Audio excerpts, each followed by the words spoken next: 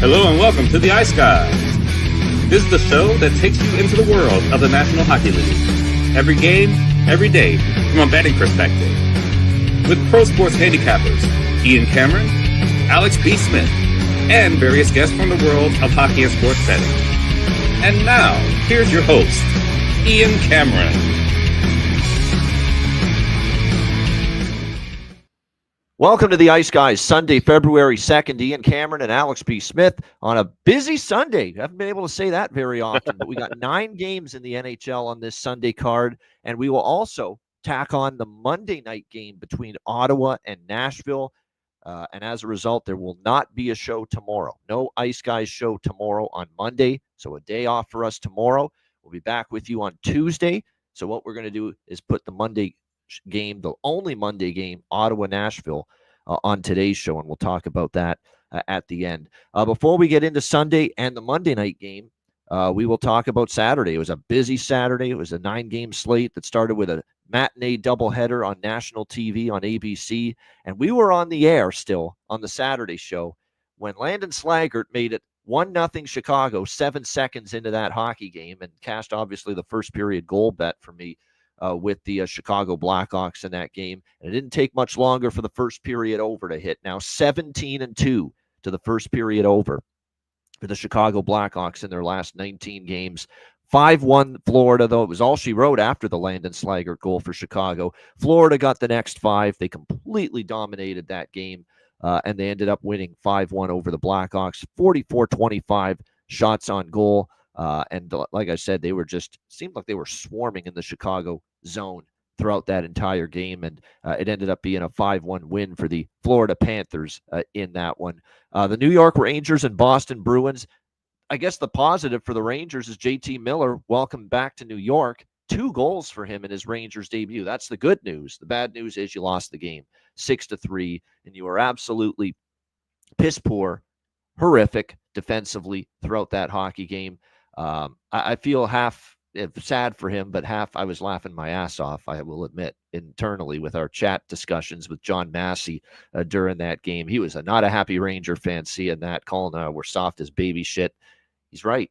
That's exactly what they were. I mean, PK Subban just ripped Adam Fox a new asshole for that horrific defensive coverage he showed in the first period of that game. Just not good, soft, not taking the man. When you don't take the man and you don't get the puck, that's a bad combination for a defender. I just want to point that out to the New York Rangers, and that happened far too often to them yesterday in that game. And Boston, credit to the Bruins, though, opportunistic. Having Charlie McAvoy back was huge for them. He gets them going with a power play goal in that game. Pasternak gets on the board. Coyle, Zacha, Pasternak with the hat trick, because he got the empty netter as well. But credit to the Bruins. It was a horrific defensive effort from the Rangers. Like I said, the only real positive was JT Miller with a great impact in his first in his return to the Rangers with the 2 goals. But the bad news was the 6-3 loss. Pittsburgh shuts out Nashville 3-0. So the Predators, man, just when you think they're starting to make something happen, they've now lost 4 in a row. Anaheim, Vancouver, Buffalo, Pittsburgh beat them 4 straight. Not good. And now the offense, which was humming in that win streak, is now, 6 goals in the last 4 games? That isn't going to win you too many hockey games.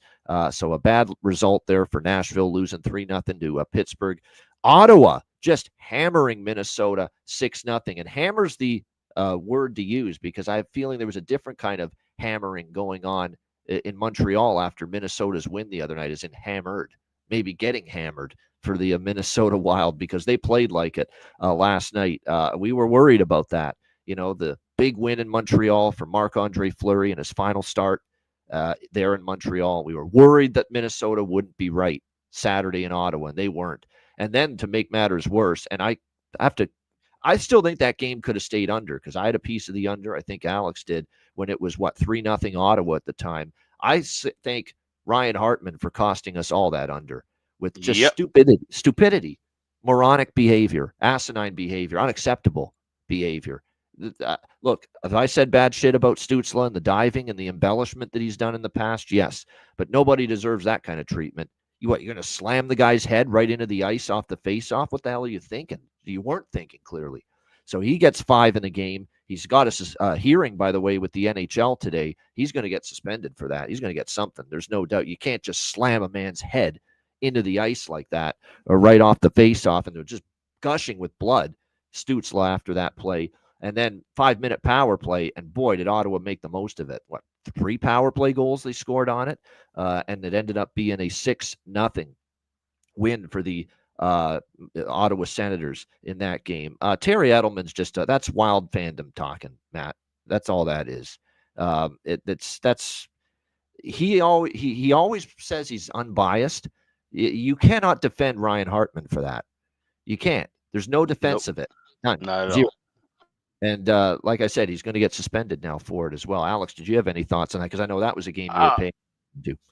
Yeah, and it's funny because I was trying to get a little cute and creative in that game, and I went with that split because I like the draw. So I went up with that split of each team to win with under 6.5, and I'm really grateful I did that because that kept me from just losing everything in that contest, getting the under 6.5 tied with the Senators win. But like you said, no, that play completely killed any momentum, any semblance of momentum that the Wild could have gotten to get back in that game or make that a close contest. It just went out the window. And like I said, it's an inexcusable, indefendable, and you can't defend that. And it's indefensible as well. This is just something you can't have happen in the league. We're trying to get rid of fights. The league's trying to get rid of fights because of guys hitting their heads. And here's a guy off of a face-off, literally, basically putting a wrestling maneuver on somebody and driving their face straight into the ice. It was a pile drive of the man's face right into the ice. That's what it was. Yeah. So, I mean, it's insane. Like, yeah, he's got to get at least 5 games for this. If it's 10 games, I'd be fine with it because you just can't have this kind of play in the league. Like, this is the dirty shit we need to take out of the league. This is the reason why we've been saying we need fights in the league because Ryan Hartman needs to answer the bell whenever he comes back. And if he ever does play Ottawa, I don't know what his contract looks like for next year if he's still going to be at Minnesota. But if he's playing Ottawa with any team he's on, I think they're going to be gunning for him next year. I would like to think that Stützle himself would be gunning for him next year. And like you said, this is where all this bullshit stems from because of Stützle's history of being a diver and embellishing. And so then now you have players who take it out and cross the line with these hits and target them. So that's why, one thing leads to another, like that old Fix song. And this is the same kind of shit that's going to continue to happen because of, and here's the thing, if this isn't a suspension that's longer than 5 games, and we see something else like this happen, now where does that precedent lie? This should be more than 5 games, in my opinion, but we know how that wheel works with the Department of Justice, that is the NHL player safety. If this is a little less than 5 games, now where we're saying that this is okay, this is just a slap on the wrist kind of a thing, this should be punished severely. And I'm waiting to see what exactly that punishment is going to be. It's going to be something. I know that because he's having a hearing. He's definitely getting some kind of punishment and some kind of suspension. It's just a question of the length at this point in time.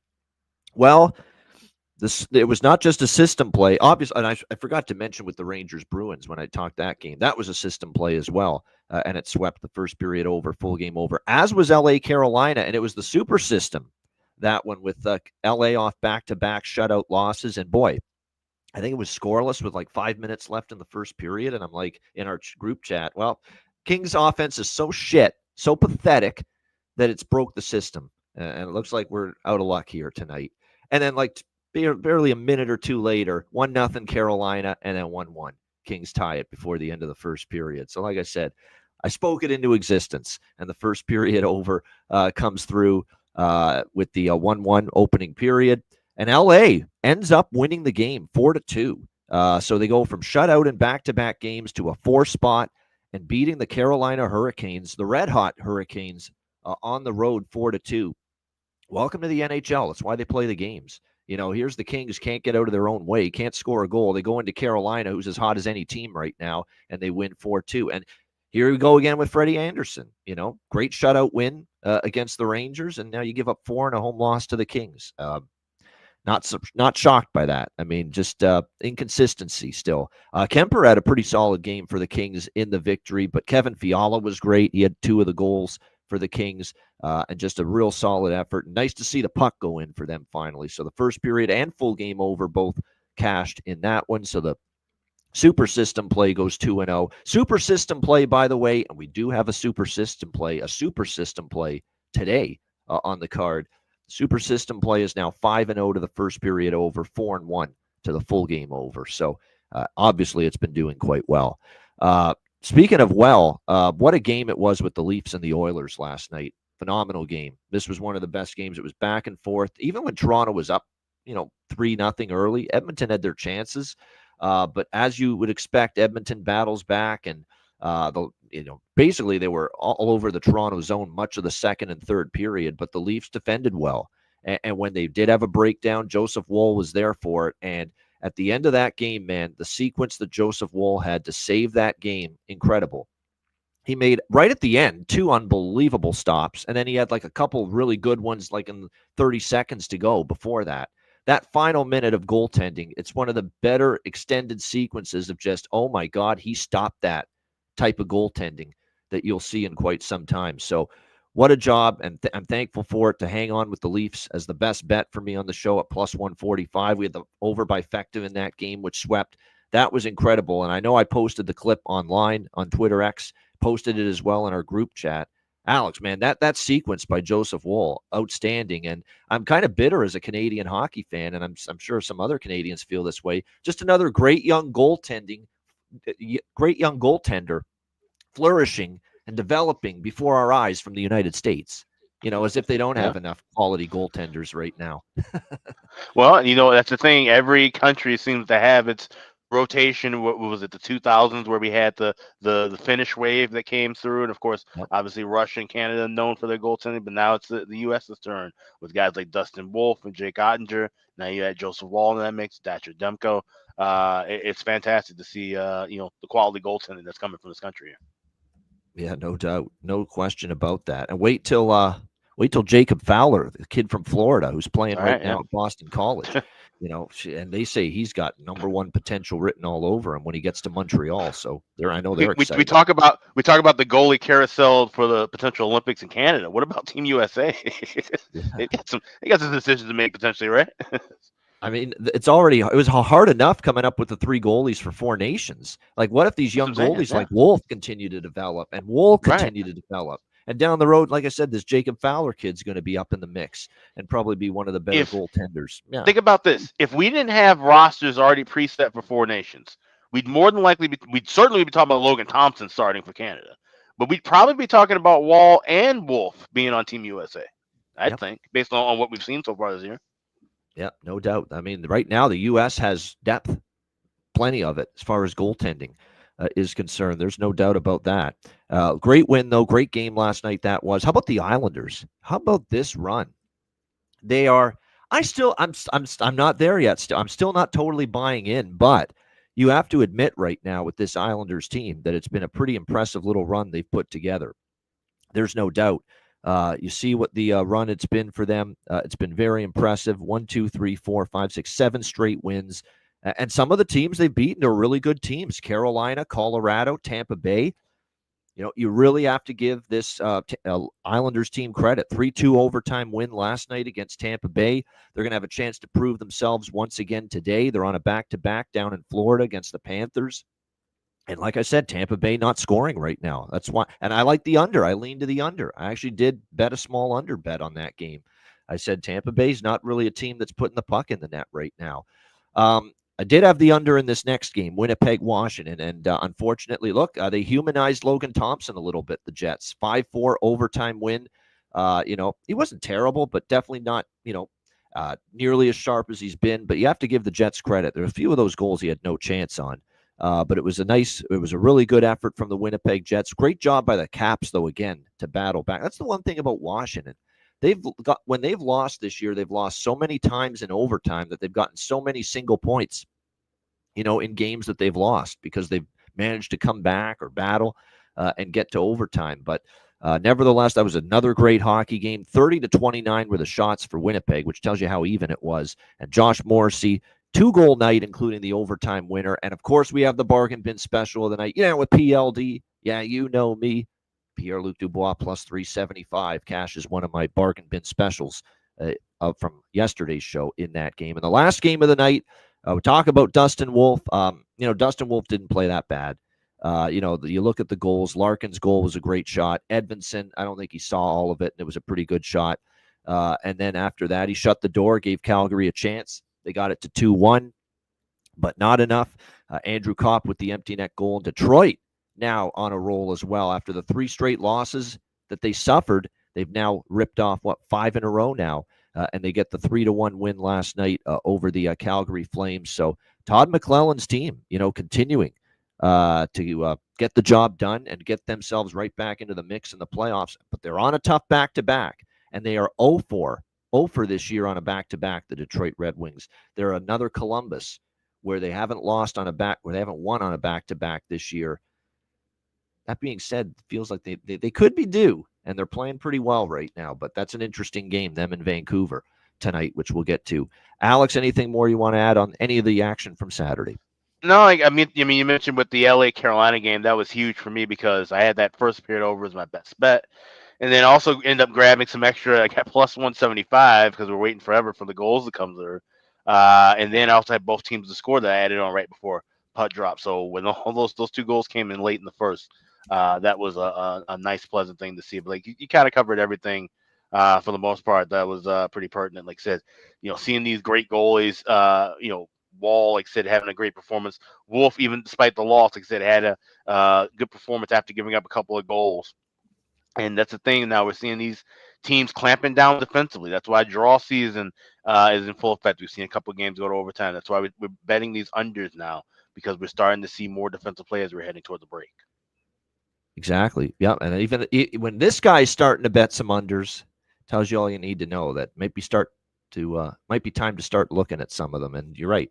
The games are getting more important, and we're finally starting to see a little bit better defensive attention, league wide for sure. All right, let's get into Sunday's board. We've got 3 afternoon games and then 9 games altogether here on this Sunday slate. We'll begin with New Jersey and Buffalo. New Jersey Devils minus 140 road favorites, 6 the total, shaded to the over, 6.5 at some books. So make sure you shop around and look for the best price here. The Buffalo Sabres, been a good week for them here on this homestand. They beat Boston 7-2 early in the week on Tuesday. Rob Ray's induction night into the Buffalo Sabres Hall of Fame against Nashville, and Buffalo gets a late third period goal to win that game by a score of 4-3. So all things considered, the arrow pointing up just a little bit here for Buffalo. Can they keep it rolling here? 3 straight wins is, I know off the top of my head, not something they've done a whole lot this year. New Jersey's won 3 of their last 4 wins against Montreal, Boston. They dropped the first of a home-and-home versus the Flyers, but bounced back and got a 5-0 shutout back home against the Flyers in their last game. A Jake Allen shutout in that game for the New Jersey Devils. Jake Allen confirmed in net, obviously, here for this game this afternoon. Of course, Jacob Markstrom still out indefinitely. We expect Ukko-Pekka Luukkonen picked a pack of pickled peppers for Buffalo in net, but hasn't been confirmed as of yet. So Jake Allen, talked about him. He's the guy now. He had been on a streak of giving up 3 goals or more prior to the last game against Philadelphia, where he notches the 5-0 shutout win over the Flyers. But to me, it kind of feels like betting on Jake Allen off a shutout win feels like investing in a stock at its peak. There's nowhere to go but down. That's, to me, the comparison I'm thinking of here. Like, I don't see Jake Allen being one of those guys that he gets a shutout. Do you trust him to be able to do that, duplicate that again? I'm not so sure about that. I'm going to go over bifecta to start the day here in this one. The Buffalo games at home continue to be overs. I mean, we talked about it. The streak of overs for Buffalo at KeyBank Center, I mean, it's been really impressive. I mean, you just go back and look here in the short term. Nashville at Buffalo, over. Boston at Buffalo, over. Pittsburgh at Buffalo, over. Carolina at Buffalo was a push. Seattle at Buffalo, over. And you go back even further. I mean, Buffalo games have been very, very strong as far as home overs this season at KeyBank Center. So I do like the over bifecta. I'm also going to take Buffalo team total, not the money line, because I always worry about the Sabres, what they may give up defensively. And New Jersey's starting to find their offensive form. Bratt's been in good form. There's no doubt for them of late. We see what Hughes and Hamilton's chipped in from the blue line. Their offense starting to hum a little bit, the Devils again. So I just trust the Sabres offense more. That's why I prefer that than the money line. So the Buffalo team total is 2.5 minus 140. Like I said, I think that's not a bad option. And again, I think prior to the shutout win against Philly, which Jake Allen registered, he had given up 3 goals or more in 7 straight starts, something like that. So for me, Sabres team total over and over by Fecta to get the day started. Alex, Devils Sabres. Yeah, this was a pass for me. Like I can see where this might be a little bit of a high scoring game. And with it being early, we're going to be still on as it starts. I might look to jump in something in game, but as of right now, it's a pass. All right, Philadelphia, Colorado. Oh, by the way, Yuri Kulik, got to keep taking that guy for goal props for Buffalo. No question. He has been great on the top line with Thompson and Peterka. The fit's been clear as day how good that chemistry has been between them. So definitely would go back to that well. Zucker, Cousins, Tuck going to be the second line. Ryan McLeod, sneaky, little under the radar goal prop potentially as well for them. For New Jersey, I'm still thinking of, I would look toward, maybe Nason, maybe Mercer.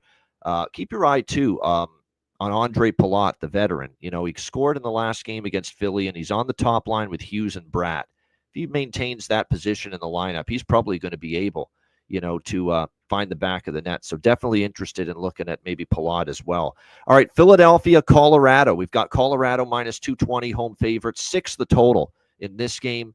This is not just system play. Philadelphia off a shutout loss. They're off 2 straight shutout losses. So that's the super system play in effect here with the Flyers and the Avs. So this is clearly, obviously, first period over, full game over. I'm also going to take the goal in the first 10, goal in the first 5 in this game, which for the first time with the super system play in effect, it lost yesterday in the LA-Carolina game. It was the first time it had lost, the goal in the first 10, goal in the first 5. With the super system play, but I'm not giving up on that. We'll get in on that a little bit as well, but definitely first period over 1.5, full game over 6. The super system play this year, 5 previous instances, teams off back-to-back shutout losses, 5-0 first period over, 4-1 full game over in those games. So that's all for me. Although I wouldn't talk anyone out of Philly to score in the first period. And again, you're getting a decent price on that. And we saw LA off the back-to-back shutout losses score in the opening period of that game last night against Carolina. The price for Philly to score in the first period is reasonable. It's minus 126 right now at Pinnacle. So I'm going to get in on that a little bit too. And I'd be curious to know how many times the team that has been shut out in back-to-back games has scored in the opening period of that next game. I have a feeling it's happened more often than not. So this is another thing to monitor. And by the way, we did some mining of data, Jonathan did, with the minus 300 or greater favorites. How often has the Dogs scored in the first period? I will give you the results of that in just a bit. It's been pretty damn strong. I think we have something here with that system play. That's team to score in the first period when they're facing a minus 300 or better favorite. That is definitely something we're going to have to maybe keep betting because the results have been really good. Alex, what do you think here of this one, Philly, Colorado? Yeah, like I said, just riding with the super system, going over in the first period and the full game. I went over 5.5 minus 125. That was available at FanDuel and a couple other shops. If you've seen 6s, that's fine too. You can wait for it, or you can lay the $1.05 or $1.10 with over 6. But I do think we see goals back and forth in this game. Obviously, Philly defensively, we know that how much of a mess they can be at times. And if Colorado can just copy paste the offensive effort from that St. Louis game, this one should easily go up and over the total. So super system over by Fecta for me. There you go. That's definitely the way to go. Rather than either side here in this game, just go with those overs, which have been cooking, in this situation. By the way, I should also point out that 2 of the last 3 in Colorado as well have gone over with these 2 teams. So that is another something to keep that in mind here with the Avs and the Flyers. I'm looking to see what Philadelphia is doing here. I don't see Kuzmenko and Peltier, the 2 players acquired in that trade with Calgary on, I think, Thursday night. I think that trade was. I don't see them being in the lineup as of now for Philadelphia today. So we'll have to wait and see on that. I do want to point out they've got Anthony Richard up on the second line with Couturier and Mishkov, so they could have some value there. Cates is now centering Forster and Konechny after the trades of Frost and Farabee to Calgary. So Cates, definitely, there's great value on Noah Cates, as he's up there, it looks like, centering the top line. I was about the super system, Jonathan. What I was wondering was the team that has been shut out in back-to-back games. So the team that's on the back-to-back shutout losses in the system play. How often in the super system play game, off the back-to-back shutout losses, have they scored in the first period? That's what I was wondering and interested in knowing. But yeah, so those are some of the props I'm interested in here in this game. Colorado, you saw Marty Necas obviously get his first with the Avs the other day, playing with McKinnon and Lehkonen. Chemistry starting to develop. Drouin, Middlestat. Parsonen is someone that on the second line I think might be a little bit undervalued as well right now. All right, Montreal, Anaheim. By the way, do we have goalies confirmed for that game? I didn't check, but let me just see if we've got any goalies confirmed there. No, it's Ersson and Blackwood, though, as the projections. All right, Montreal, Anaheim. We've got Montreal minus 130, road favorites, 6 the total, shaded to the over. There's another system play. Montreal got blanked by the Minnesota Wild, by Marc-Andre Fleury on Thursday night in his last start ever in Montreal. Montreal ends up losing 4-0 in that game to the Minnesota Wild. Looking to bounce back here. Calgary lost 4-1 in Calgary. Anaheim lost 4-1 in Calgary in their last game. Montreal, 4 straight losses now for the Montreal Canadiens. They will be looking to bounce back. They've actually won 3 straight here against the Anaheim Ducks. We'll see if they can kind of right the ship here as they start this road trip. It is worth noting for the Montreal Canadiens that after starting the year pretty poorly on the road, like their road record early in the season really wasn't that good. They have played better hockey on the road. You look at going back to the Florida win on December 28th, 3-1, 4-1, 5-1, 6-1. They're 6-2 in their last 8 road games. I like this spot a little bit for Montreal. Minus 130. The price is reasonable. I know they're struggling. This may not be the right time to back a team that maybe, is cooled off after that red-hot run. And I'll tell you what, they miss Caden Gooley. They will miss Caden Gooley on their blue line. He's one of their more sturdy, shutdown, strong defenders in his own end on that Montreal Canadiens blue line, and his injury is significant. And it's no coincidence that they've struggled to win without him. But still, this is starting a road trip. The focus should be there. It's a team now that's off a shutout loss. They've lost 4 in a row. It's a winnable team on the other side, facing a team like Anaheim. You've beaten them 3 straight times. I do feel it's worth it to take Montreal in this spot, minus 130. And obviously, it goes without saying, system play in effect. So I like over 1.5 first period and over 6 full game in this one. Sam Montembeault and John Gibson are projected to be the starting goaltenders. Neither one confirmed, though, as of yet. Alex, what do you think here, Montreal, Anaheim? Yeah, like I said, but this being the system play, I'm on the over by factor, but I'm waiting in game. I want to try and get 5.5 laying a price, or 6 at a plus 120 price, something in that range. And I'm looking to grab $1.10 or better on that over 1.5. But I definitely think we should see goals here in the spot. Like I said, the Habs definitely seem like a team where, okay, they get shut down. And that was like I said, that game just felt like one of those destiny kind of games for the Wild and for Fleury. And the Habs just really kind of almost ran out of gas. They didn't really have much effort in that third period. So I think that was kind of maybe their way of little energy conservation, and they should come out hot in the first period here. So first period over, full game over, in game in this contest. And by the way, there it is. Jonathan's got the answer. He always has the answers for us. Team that has been blanked back-to-back games in the shutout losses in the super system play has scored in the first period in all 5 games. So there you go. So that backs up me like in Philadelphia to score in the first period today, minus 126. So that's another thing I'm going to be tacking on when I see the super system play, is the team that's been shut out in back-to-back games to score in the opening period, and you're going to get usually a good price. All right, next up, we've got Vegas, New York Rangers. Vegas minus 130, road favorites, 6.5 the total in this game. Great job in our little group DM that we have going on by Mikey with the back-to-back stats. I know the Rangers are 2-4 second of back-to-backs this year, not great. Off the loss to Boston, they were horrific defensively. We'll see if they can bounce back here against Vegas. This is a game I really don't want much to do. I don't want to trust the Rangers again. That being said, I love what I saw from JT Miller. I mean, he looked like he was already showing more leadership than any of those spineless teammates of his around him, because he's barking out to everybody instructions when they had the power play yesterday. Like, I'm already seeing him kind of take command way more than anybody else.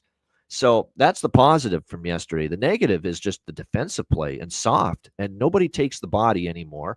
They have bad coverage in their own zone. They've got to somehow fix that up right now. So hard for me to trust the Rangers, especially with a losing back-to-back record.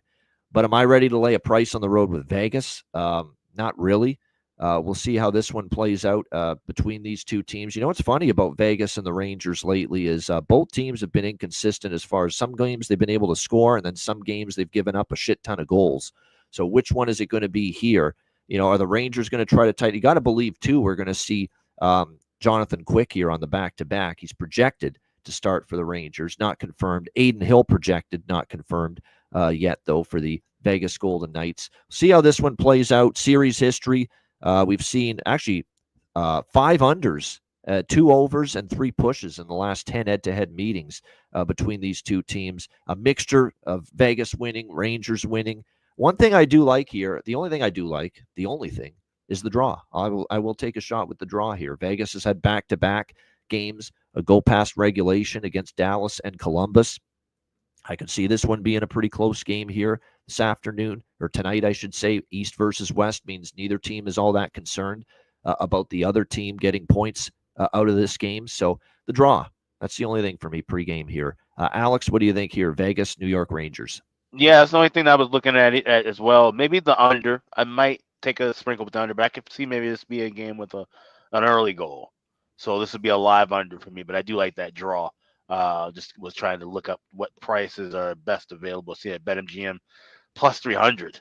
That's not really good. So if MGM's dealing at 300, that means you're not going to get much value on this number. Plus 325 at Bet Online is the best number I've seen. So I will be sprinkling on that draw here, but we'll be targeting a live under in this one. I mean, the Vegas Golden Knights, like I said, I know it's hard for me to back the Rangers here on a back-to-back, but Vegas is just 3-7 in their last 10 games. I mean, it's not been a great run for this Golden Knights team, so it's difficult in this spot to really back either team, but the draw to me is live. There's no doubt. And the total is tough. I think the Rangers should want to tighten up, should want to help out Quick and net, play a tighter game. I do kind of lean to the under. But as Jonathan says, it's dangerous to bet unders sometimes with Quick. You know, he could have that game where he gives up 1 goal and has that game where he gives up 5. It's usually one or the other. I've noticed there's not been much in between with Jonathan Quick this year. So be interesting to see how this one plays out. Obviously, you know, we talked about how good JT Miller was in his first game yesterday. Dorofeyev, you know, someone we have talked about a lot for Vegas offensively of late. Continues to be, as far as props, the one I'd be most interested in backing on their side. All right, New York Islanders, Florida Panthers. We've got Florida minus 260, home favorites. The total here sitting at 6 shaded to the under in this game. I am very tempted to back the Islanders at this price. Their back-to-back record is nothing stellar either. 2 wins, 3 losses. And Florida's actually got a winning 5-3 back-to-back record this year. But I mean, at this point, you know, they're playing with great confidence. They've ripped off 7 in a row. The 5 straight wins at home: San Jose, Columbus, Philly, Carolina, Colorado. And I guess the question I had was, could they go on the road and still win and get it done? And to start this road trip 2-0 against the Flyers and the Lightning. So they've proven, you know, to be able to get this done. So, you know, we'll see how it plays out. Unfortunately for the Islanders, the one thing that does concern me here, even though they're playing well back-to-back, and we've got a very inexperienced young goaltender that's going to start for them. Jakub Skarek is going to get the start here for the New York Islanders in this game. It'll be his first NHL appearance. We'll have to wait and see how this goes. That's the only thing that worries me here is how's this kid going to play? And it's feast or famine with these journeyman-type and this is a journeyman because he's 25 years old. He's he's not exactly a highly touted goaltending prospect in this organization for the New York Islanders. So we'll see how it goes. By the way, Matthew Duclair's day-to-day, Scott Mayfield's day-to-day. They still have injuries on the blue line. Pollock, Mayfield, Matthew Barzal was injured after a blocked shot against Tampa Bay last night. He is now questionable for this game. So, there's just a lot going on here where if you could tell me we had certainly Sorokin or one of their experienced goaltenders, if you tell me they were a little bit more healthy, guaranteed to be more healthy than they are at the moment going into this game tonight, then I would be a little bit more interested in backing the Islanders, but I'm still tempted. If it is, it's going to be a pizza money bet, though. Nothing strong.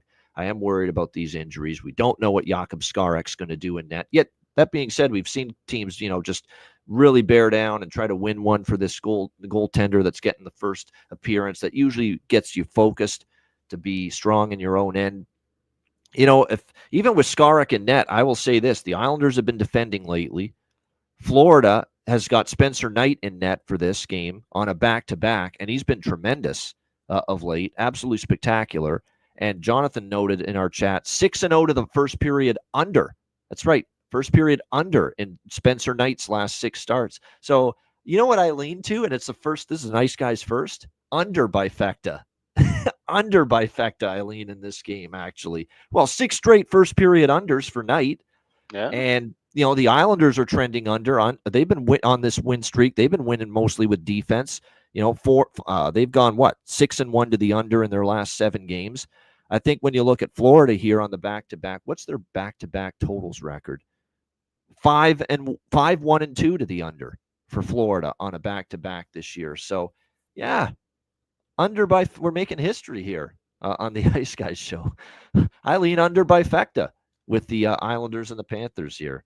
Under 1.5 and under 6 with these two teams. Alex, what do you think here? Islanders, Panthers. I mean, like I said, the trends in theory would suggest that, but not so fast, my friend. You got to look at the numbers of one Jakub Skarek. Yeah. In Bridgeport this year and last year combined, 12, 33, and 7 is his record. This season, he currently has a .895 save percentage. And now, keep in mind, Bridgeport's one of these AHL teams that couldn't give a flying fuck about winning games. They've had some awful records over the last 4 years.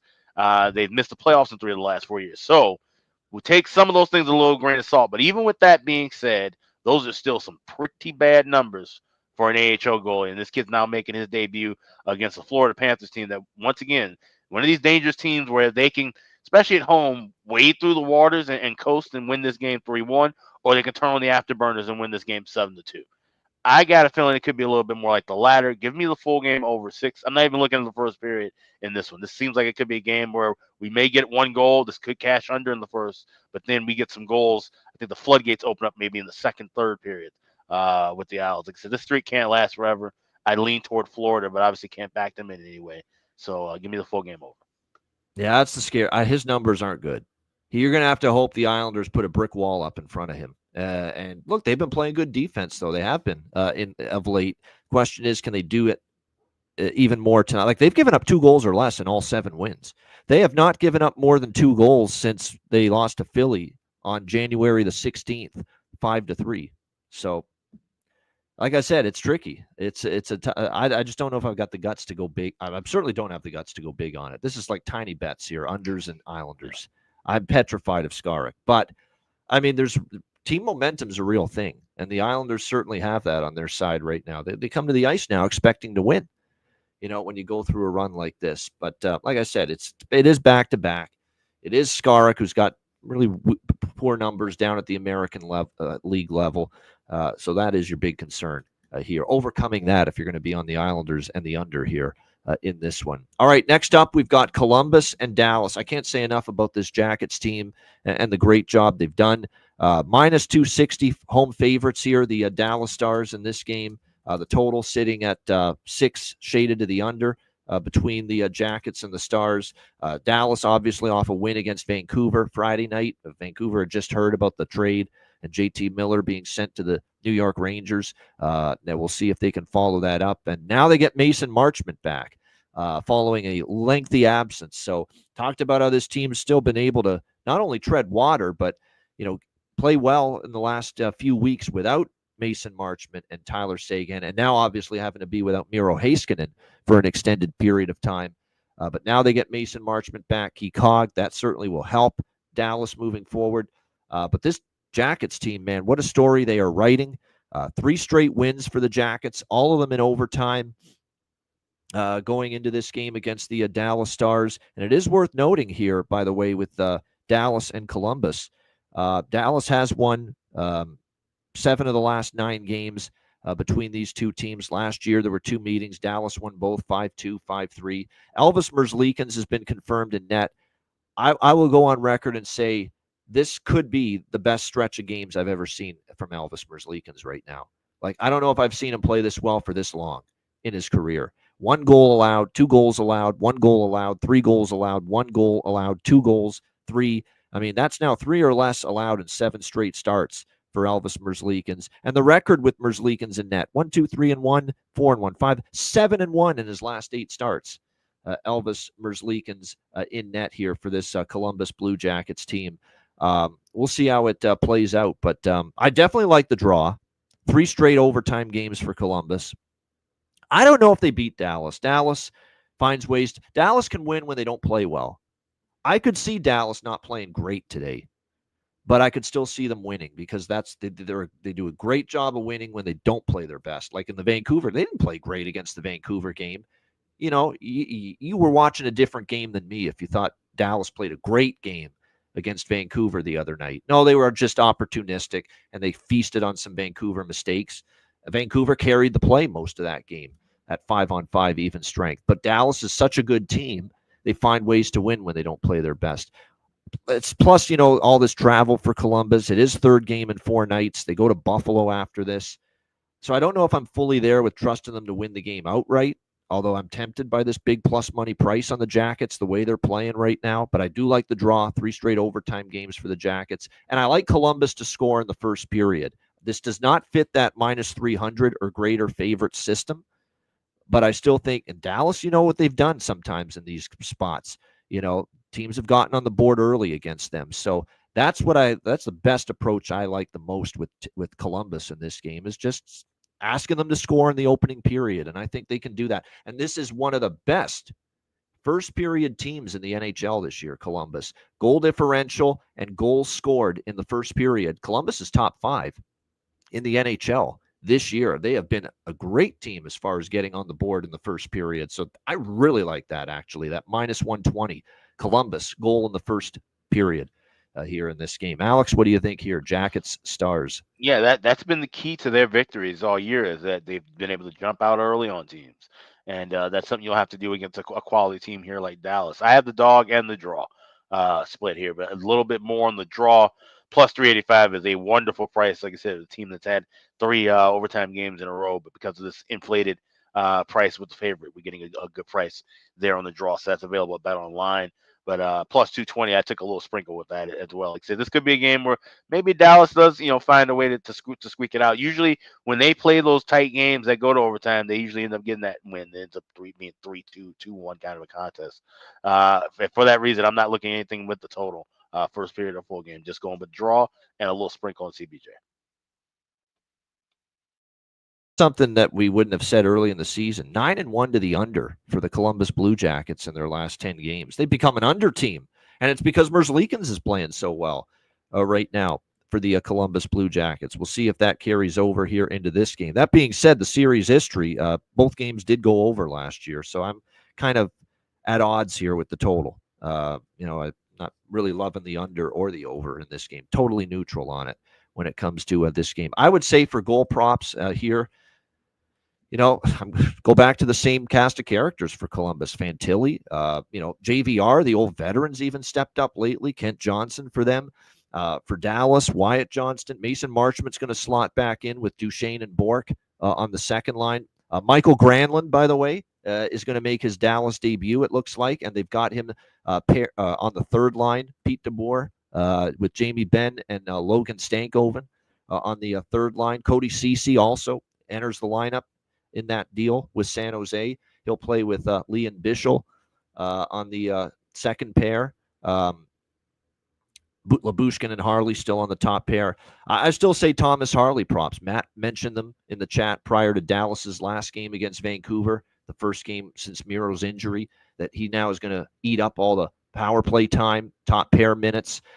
So definitely, like I said, Thomas Harley props to me I still think are worth a look moving forward with all the he's going to basically do all the Miro stuff.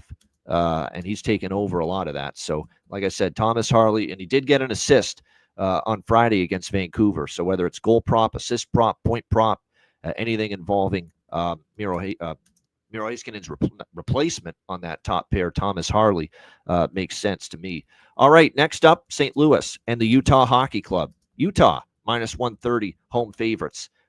5.5 the total. It's now at the point there's zero chance you can lay a price with Utah. Zero chance of me doing that. But St. Louis is not in much better shape right now, are they? It's not been a good run either for the Blues, so it becomes a difficult task to trust either of these teams right now. If it forced me to choose, I'd be on St. Louis here in this game. But I don't love it. I don't love either of these teams. I don't love the way either one's playing. 2 goals or less for Utah. They're offensively challenged without Logan Cooley, and now without Dylan Guenther, and now without Logan Cooley as well. Big problems for Utah scoring goals. St. Louis, meanwhile, shut out 5-0 by Colorado. That's actually the second time they've been shut out in their last 3 games. So this is St. Louis or pass, but I'm not running. I'm not giddy about taking St. Louis either. Their current form stinks too. 4 straight losses, 5 of their last 6. But there's just zero way I can lay a price as a favorite with Utah.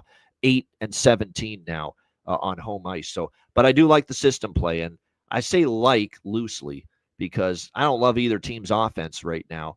But it is the system play with St. Louis off a shutout loss. So we are on the first period over, full game over, even though I'm petrified by this one because neither team is really in all that great form offensively at the moment. But I am still on the system play. System's the system. First period over, full game over. Alex, what do you think here? St. Louis, Utah. Yeah, I took a shot here with St. Louis. Like I said, I just can't trust Utah at home right now. And like I said, we've been talking about this for the last couple of weeks now, where this is just a weird thing where this team is just not playing well in front of the home crowd. First period and full game overs, I will play a little bit small because of the system play, add a little bit more on as they cross over the plus money territory. Like I say, yeah, obviously we want for better, current form from both these teams offensively. But the history, of course, when you look at Utah, previously known as Arizona, the history and run of first period and full game overs were pretty strong with these two teams. So going with the system play, smaller pregame, adding on live, and then taking a shot with the Blues plus $1. I got plus $1.05 actually. All right, there we go. I don't mind that. I'm with you. Blues or nothing. I'm not taking no, not anymore with Utah as a favorite at home. Not a chance. So to me, it's either Blues or nothing. But I'm sticking with mostly the over by factor here. All right, next up we've got Detroit and Vancouver. We've got the Detroit Red Wings. What a nice little road trip so far, winning both games in the province of Alberta. They're now taking plus 140 here as road underdogs. Vancouver minus 160 home favorites in this game. The total sitting at 5.5. Detroit over on a back-to-back, and yet they're playing well, and I'm tempted to take them here on a back-to-back. But I'm scared. I am a little bit petrified of the fact they have not won on a back-to-back this year, Detroit. They are 0-5 on the second night of back-to-back games this year. But I remember being scared by Columbus not winning on a back-to-back this year, and that's the one thing that kept me off taking them against Utah the other night was they hadn't won on a back-to-back, and they got off the schneid. They came back. They beat Utah in overtime and ended that back-to-back slide. So, I mean, to me, I'm not laying this with Vancouver. And now, how's the health of Quinn Hughes? Quinn Hughes got banged up at the end of that game the other night. He's day-to-day. No Quinn Hughes, no Vancouver. That's the way it's going to be for me now moving forward. If he doesn't play, there's not a single chance I'm ever taking them because he's been that bad. Or not that he that bad. The team has struggled and looked so much different without him in the lineup. So I'm monitoring this. Let's see who's in net as well. Thatcher Demko's projected for Vancouver. Alex Lyon on the back-to-back is the projected goalie for Detroit. He played very well, I thought, in the game against Edmonton to start this road trip for the Oilers. So I'm monitoring some things right now. We'll see if Quinn Hughes plays, see who the goaltenders are. I know I'd be going up against an 0-5 trend with Detroit on the second night of back-to-backs, but this is all the value to me is the Red Wings here, and it's the only side I can look at. I'm just waiting to see where things sit with Hughes playing or not, goaltenders, before I lock it in. Alex, what do you think here? Detroit, Vancouver. This is a pass for me. Looking at how Detroit is in the second of back-to-backs, and Yeah. I can't back Vancouver with this kind of a price. So I don't even like the totals in this one. Clear pass for me. Yeah, 4-0-1 to the under for the Detroit Red Wings on a back-to-back this year. So they've been an under team on a back-to-back. And Lyon played well against Edmonton. So if he does, maybe this game stays under as well. I could see this being an under, especially if Hughes doesn't play. All that puck movement and drives so much of the offense from the back end.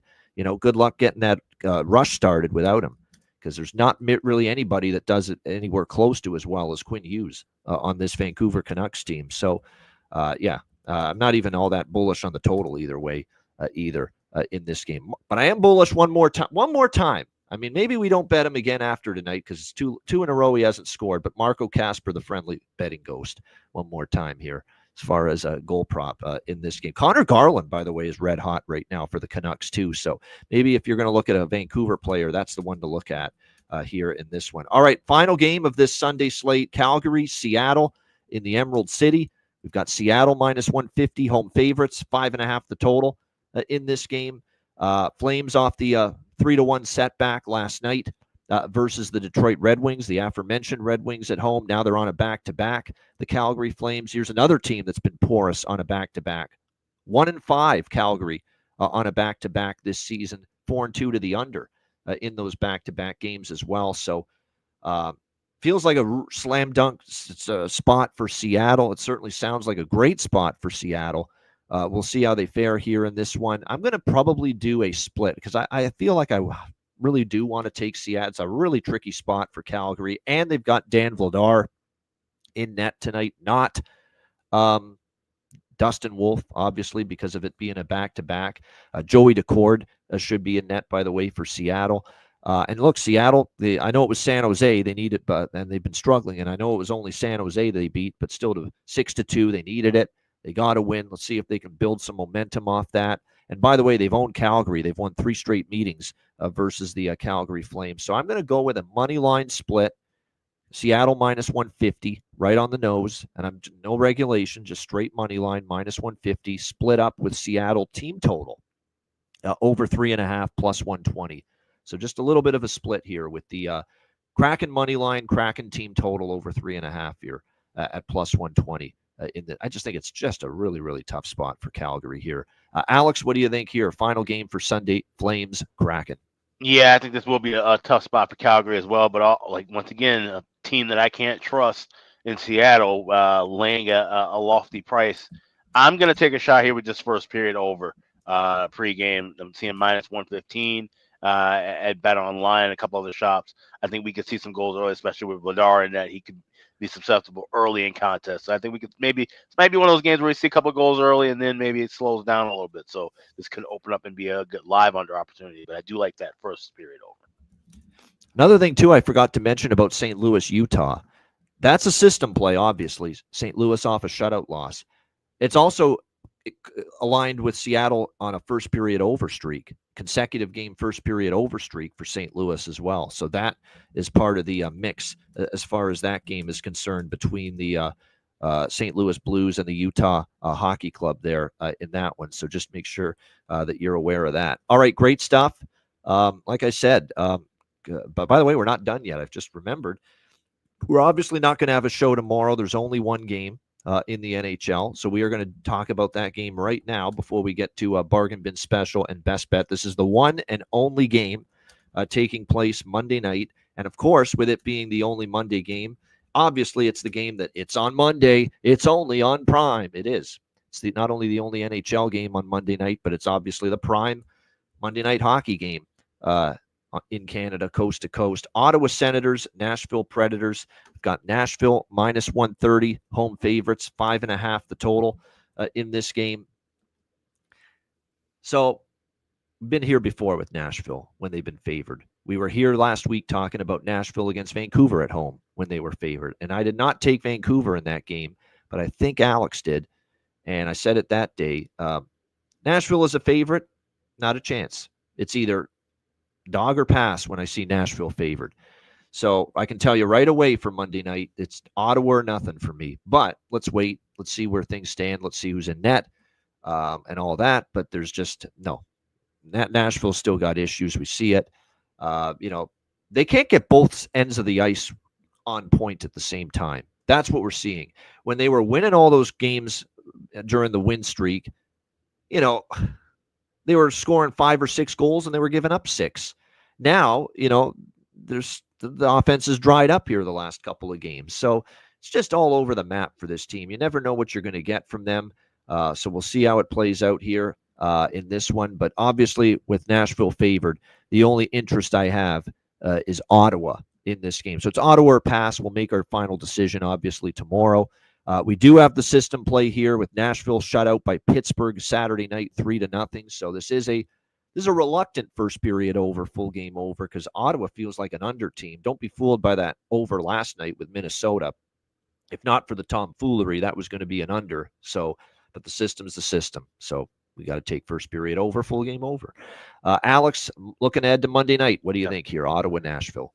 Yeah, I will be on the dog most likely. It's just a matter of getting the confirmations and certainly we'll checking for lineups as well with flu bugs and things going around. But if I'm looking at that system play over, I would probably be going live. Just like obviously you get one standalone game. Sometimes that's just the best way to attack it. Just watch live and make your bets there. So Ottawa and overs are my leans. I may not even have anything pregame. This might be something I just bet in game during the contest tomorrow. All right, nothing wrong with that as far as that goes. Yeah, there you go. That is the Sunday and Monday NHL slate, and because of the schedule being the way it is, we will not be with you tomorrow. We got a rare Monday off. We'll be back Tuesday, 2 p.m. Eastern. I'm sure Matt Robinson will be back as well on his regular day to join us, and then we got Mikey joining us Wednesday this week on the show, since Monday's been his day lately to join us, but we have no show tomorrow, so he'll join us on Wednesday instead on the Ice Guys show. So looking forward to that. You know what I'm looking forward to? Continuing to just build this Patreon community. It has been sensational. We're over 250 Patreon members now. We thank you so much for that. $10 per month. And it's only $10 per month. And think about what you get with the $10 per month subscription. You get goalie charts, totals charts. You get our daily betting card each and every day, all sides, all totals, all player props that Alex and I and any guests are betting. That's posted every day. Bonus articles, bonus videos, player suite interviews done throughout the season. Exclusive live betcasts that are available to only Patreon members, including our next Ice Guys live betcast exclusive to Patreon members this Thursday, February 6th, 7 p.m. Eastern time. Even more reason, again, to join us at patreon.com/Ice Guys. Sign up for just $10 per month. Your subscription goes a long way to supporting the show and keeping it going in the long run. $10 per month, patreon.com/Ice Guys. Also, check out the Ice Guys store, iceguys.myspreadshop.com. Got 4 days left of free standard shipping. Go to the website, click on the redeem button at the top of the page, and then add everything to your cart, and then free standard shipping will be available to you at checkout. So there's 4 days left of that. Take advantage of it now at iceguys.myspreadshop.com. All right, great stuff. All right, bargain bin special of the night. We'll see if we got another one in the coffers after PLD got it done for us last night. Bargain bin special of the night and best bets coming up in just a moment, right after we hear from our great Ice Guys sponsors.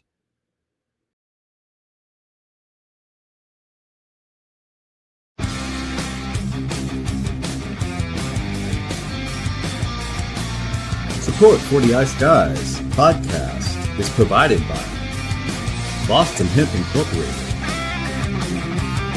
Tailgaters Social, and a big thank you to all that subscribe to the Ice Guys Patreon page.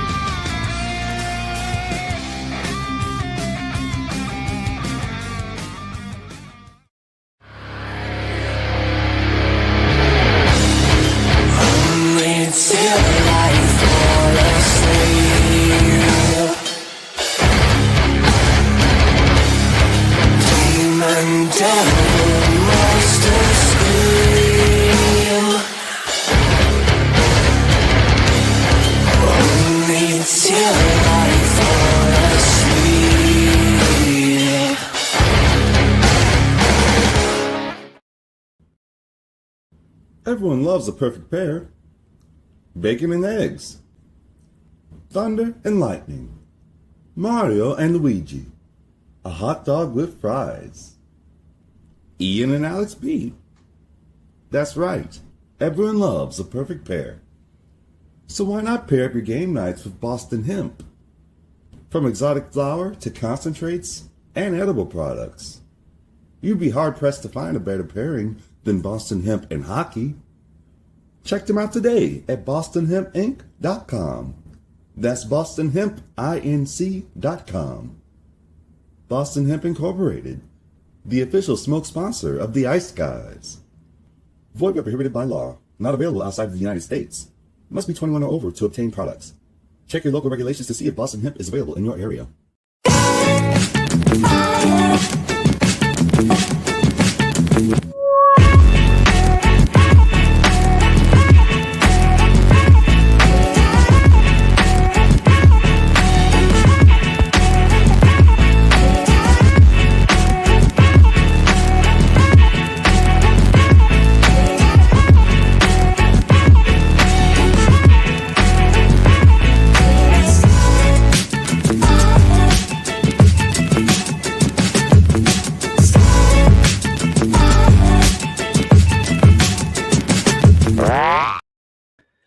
Shout out to all our great sponsors, including Boston Hemp Inc. There's no Monday show, so we thought we'd give you a solid fire Sunday instead here on the show today. 20% off using the promo code ICEGUYS at bostonhempinc.com. All right, bargain bin special of the night. Alex, what do you got for us in the bargain bin? Yeah, we're looking at that Montreal-Anaheim game, and I'm going to take a shot with him. He hasn't cashed for me before this year. I think he hit last season. But Kirby Dach for the Montreal Canadiens, you can get him at FanDuel, plus 410 to score a goal here. So we go with Kirby Dach. Anytime goal scorer for Montreal today against Anaheim, that is my Sunday bargain bin. All right, there you go. Kirby Dach for the Montreal Canadiens for Alex with his bargain bin special of the night. My bargain bin special of the night, when you look at it, there's a couple of really good options here as far as bargain bin. You know, we have seen the team off back-to-back shutout losses step up and get their offense going, at least score in the first period. And I like that bet, Flyers to score in the first period against Colorado. LA did it last night against Carolina off back-to-back shutout losses. So I'm going to go with a Philadelphia Flyer, and I think he's tremendously undervalued. He's centering the top line for Philadelphia, it would appear at least. Now, post Frost and Farabee trade to Calgary, Noah Cates for the Philadelphia Flyers, plus 440 is the best price out there. We're going to rock with that. Noah Cates for the Philadelphia Flyers, plus 440 for my bargain bin special of the night. All right, best bets for this Sunday card. Alex, what do you like for best bet? Yeah, let's go with the first period over in Philly and Colorado.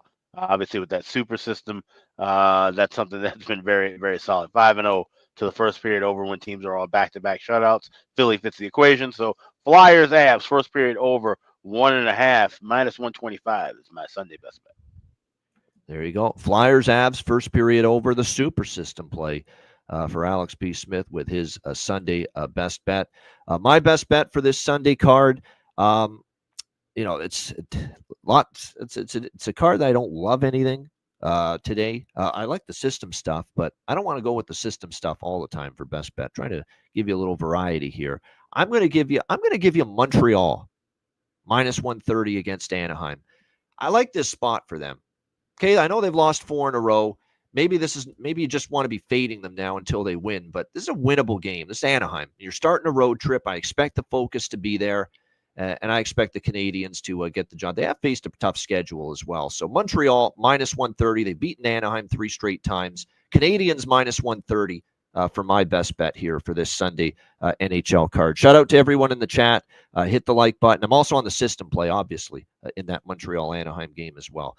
Shout out to everyone in the chat. Hit the like button. We appreciate it very much. And a reminder, we're off tomorrow. We'll be back with you Tuesday, 2 p.m. Eastern time for the next edition of the Ice Guys show, and a big Tuesday card with Matt Robinson back with us as well. So looking forward to seeing you again on Tuesday. And until then, as always, Ice Guys, 7 days a week, Monday to Friday, 2 p.m. Eastern, Saturday, Sunday, noon Eastern. If you can't watch the show live, download the Ice Guys podcast in audio form on all major podcast platforms: Google Podcasts, Apple Podcasts, Spotify, Stitcher, iHeartRadio, Amazon Music, and more. Download the Ice Guys podcast when you can't watch the show live. For Alex B. Smith, I'm Ian Cameron. Have a great Sunday. Have a great Monday. Enjoy the games and good luck, and we will see you again on Tuesday at 2 o'clock p.m. Eastern Time for another edition of the Ice Guys.